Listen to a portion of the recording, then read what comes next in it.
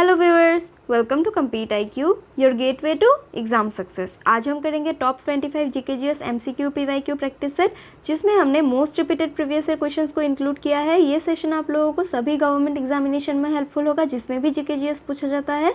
तो वीडियो को एंड तक ज़रूर देखिएगा एंड लेट्स बिगिन।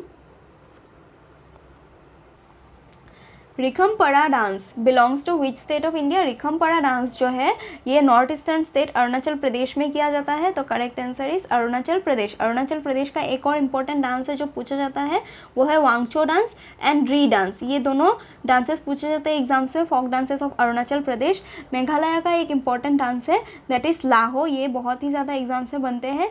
आसाम का इंपॉर्टेंट डांस है बिहू, बागुरुम्बा, ये सब पूछे जाते हैं। एंड मिजोरम का एक इंपॉर्टेंट डांस है वो है चेराव डांस। ये ही डांसेस ज़्यादातर एग्जाम्स में पूछे जाते हैं, बाकी सब भी पूछे जाते हैं, बट इनको याद रखने से आपका 1 मार्क बन जाएगा एग्जाम में, तो आप लोग याद रखें। एंड इस क्वेश्चन का जो करेक्ट आंसर है रिखमपड़ा डांस, अरुणाचल प्रदेश।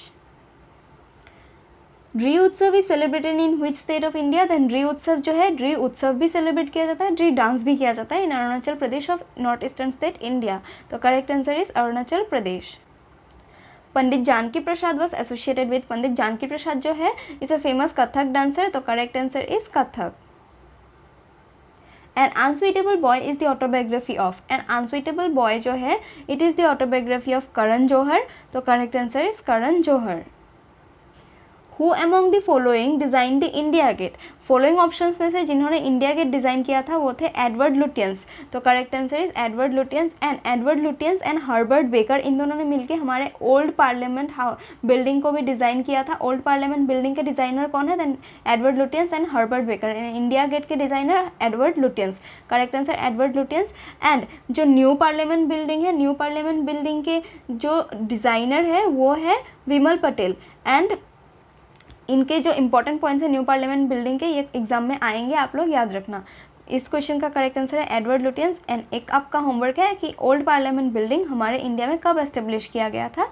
ये क्वेश्चन आप लोग कमेंट बॉक्स में मेंशन कीजिए, when was old parliament building established in India.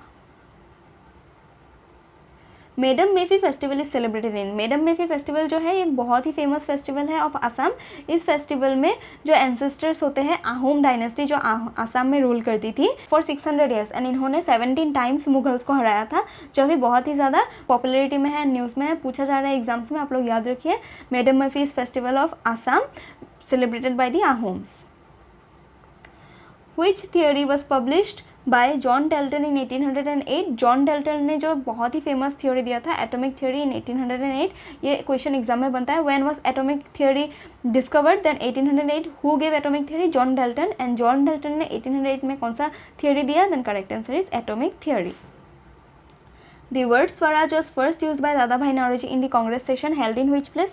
Congress session में Swaraj for the first time held किया था केलकाता सेशन में। कब हुआ था? देन 1906 में जो केलकाता सेशन हुआ था इंडियन नेशनल कांग्रेस का, वहाँ पे स्वराज डिक्लेयर किया था दादा भाई नौरोजी ने। तो correct answer is Calcutta session of 1906। Who is the author of the book the Zoya factor. The Zoya factor के जो ऑथर है वो है अनुजा चौहान। तो correct answer is Anuja Chauhan. And इसी बुक के स्टोरी के ऊपर एक मूवी भी बना है, द जोया फैक्टर, बहुत ही फेमस बुक है, तो आप लोग याद रखना Anuja Chauhan is the correct answer. Which three forms is not one of the three forms of छौ? Which of the following is not one of the three forms of छौ? Then correct answer is Marwari छौ। मरवाड़ी छौ बोल के कोई छौ form होता ही नहीं है। 3 forms of छौ है total. Chhau according to Ministry of Culture is a classical dance of India. Jharkhand में जो छौ किया जाता है उसे बोला जाता है सरायकेला छौ। वेस्ट बंगाल में किया जाने वाला छौ को बोला जाता है पुरुलिया छौ। एंड उड़ीसा का जो छौ है उसे मयूरभंज छौ कहा जाता है। ये 3 टाइप्स ऑफ छौ है, बट मरवाड़ी छौ is not a type of छौ। Which clause of Article 19 of Indian Constitution guarantees right to move freely throughout the territory of India? According to Article 19, subsection 1, clause D, we can freely move in any part of India. This is the right to move mentioned in clause D. Clause B में क्या mention है, then we can assemble peacefully without arms and ammunition. Assemble peacefully कहाँ पे है, then clause B of article 19 subsection 1। Clause A में क्या है, then press का freedom of press, right to information, right to speech, ये सब कहाँ पे है, ये सब क्लॉज ए में है, इंपॉर्टेंट है, पूछा जाता है। क्लॉज सी में क्या है, देन क्लॉज सी में इज अबाउट एसोसिएशन फॉर्म कर सकते हैं without, this is our right without any restriction, बस वो लीगल होना चाहिए। तो इस क्वेश्चन का करेक्ट आंसर है क्लॉज डी। 19 के 6 टाइप्स के जो फ्रीडम्स है वो आप लोग याद रखिए। 19 के क्लॉज सेक्शन 1 के अंडर 6 टाइप्स ऑफ राइट्स है, ये आप लोग याद रखिए। इनमें से 4 मैंने बता दिया, बाकी 2 आप लोग देख लेना। What is the main function of money in an economy? Money का मेन फंक्शन क्या होता है, देन टू फैसिलिटेट एक्सचेंज। आप पैसा देके कुछ भी खरीद सकते हो, कुछ भी खरीद सकना इस क्या है, एक्सचेंज करना, पैसा दीजिए सामान लीजिए। तो मनी का मेन फंक्शन है टू फैसिलिटेट एक्सचेंज। उसके बाद मनी का मेन फंक्शन के बाद बाकी आप वेल्थ क्रिएट कर सकते हैं, इन्फ्लेशन कंट्रोल कर सकते हैं, मनी का इंटरेस्ट रेट रेगुलेट कर सकते हैं with the help of money, ये सब सेकेंडरी फंक्शन है, but main function is to facilitate exchange. The black soil area of the dash is known as the Deccan trap. Black soil कहाँ पे है, Deccan trap में। देन पेनिनसुलर प्लेचू में है। Peninsular plateau जो हमारे तीनों साइड से पानी से घिरा हुआ है, साउदर्न इंडिया का पार्ट, उसे पेनिनसुलर प्लेचू कहा जाता है। जहाँ पे डिक्कन के पार्ट का जो ब्लैक सॉयल है उसे डिक्कन ट्रैप कहा जाता है। तो correct answer is peninsular plateau.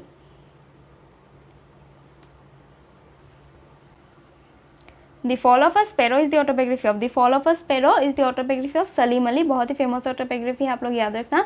इन्हीं में से कपिल देव का ऑटोबायोग्राफी भी पूछा जाता है एग्जाम में। Straight from the heart, straight from the heart किसका ऑटोबायोग्राफी है, then straight from the heart is the autobiography of Kapil Dev. Straight from the heart and autobiography आप लोग याद रखना। And the fall of a sparrow is the autobiography of Salim Ali. Which Indian mass movement began with famous Dandi March of Mahatma Gandhi?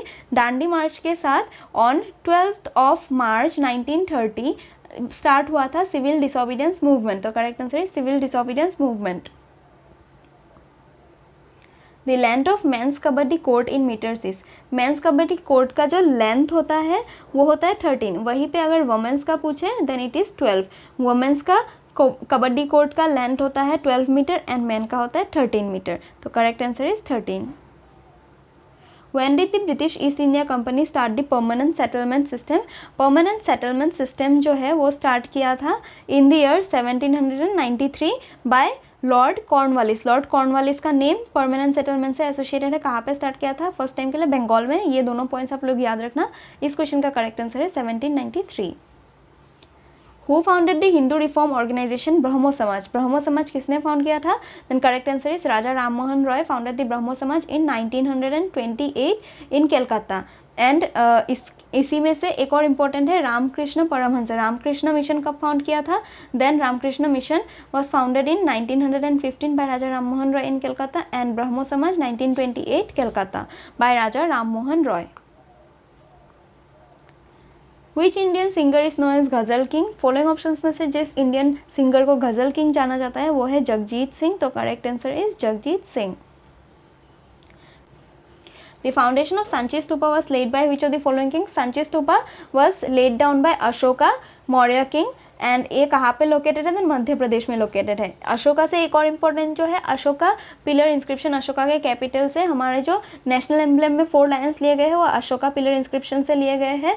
And उसके नीचे जो Devanagari script में सत्यमेव जयते लिखा गया है वो कहाँ से लिया गया है? मुंडका उपनिषद से लिया गया है। ये एसोसिएटेड पॉइंट्स भी आप लोग याद रखना, एग्जाम में क्वेश्चन बनता है। इस क्वेश्चन का करेक्ट आंसर है अशोका। एंड कहाँ पे है? Then Madhya Pradesh. Which of the following is an example of western coast port? Western coast port का एग्जाम्पल कौन सा है फॉलोइंग ऑप्शंस में से? Then Mumbai port is an example of western coast port. West में, इंडिया के वेस्ट में लोकेटेड है मुंबई पोर्ट। वही Tuticorin port, Paradip port and Visakhapatnam port are located in east. Visakhapatnam Andhra Pradesh में, पारादीप पोर्ट ओडिशा, इन सब ईस्ट में लोकेटेड है। देन इनमें से मुंबई पोर्ट जो है वो वेस्ट में लोकेटेड है। Correct answer is Mumbai port. During which months do retreating monsoons occur in India? Retreating monsoons जो है वो अक्टूबर नवंबर में ऑकर होता है। मॉनसून्स 2 टाइप्स के होते हैं, एक होता है समर मॉनसून, एक होता है रिट्रीटिंग मॉनसून।